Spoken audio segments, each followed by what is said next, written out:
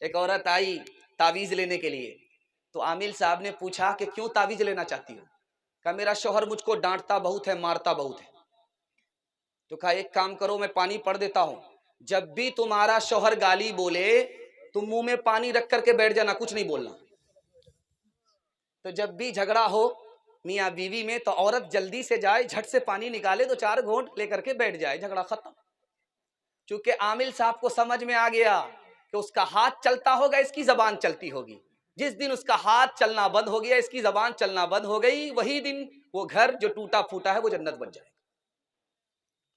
ساس کے یہاں داماد آیا، داماد آ کر کے بیٹھا ہوا ہے کہ آج مرغا ملے گا کھانے کے لیے۔ ساس چالاک تھی کہ ایک دن مرغا کھلائیں گے، روز داماد کھانے کے لیے آئے گا۔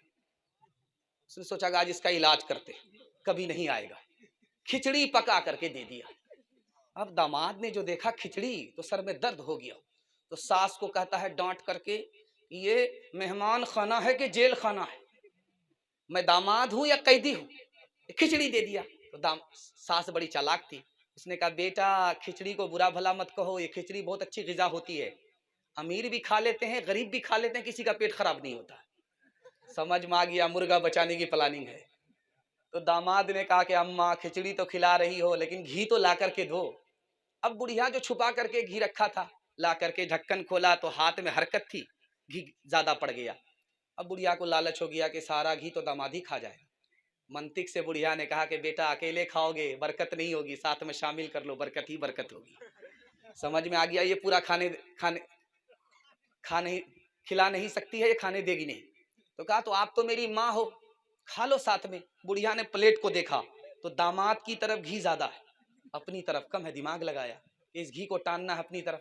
اب بیٹا میں تم سے ناراض ہوں، تم نے میری بیٹی کو فلاں مہینہ میں فلاں ہفتے میں یہ دکھ دیا ہے، یہ دکھ دیا ہے، یہ دکھ دیا ہے، سارا گھی ادھر ٹان لیا۔ داماد بھی اسی ساس کا تھا، سمجھ میں آ گیا کہ یہ بڑھیا بہت چلاک ہے۔ تو داماد نے کہا کہ اماں کوے سے زیادہ کوے کا بچہ چلاک ہوتا ہے، اگر میں نے وہ دکھ دیا ہے، وہ دکھ دیا ہے، وہ دکھ دیا ہے تو یہ سکھ بھی دیا ہے، یہ سکھ بھی دیا ہے، یہ سکھ بھی دیا، سارا گھی ادھر ٹان لیا۔ دکھ سکھ کو ملانا پڑتا ہے تب زندگی کٹتی ہے۔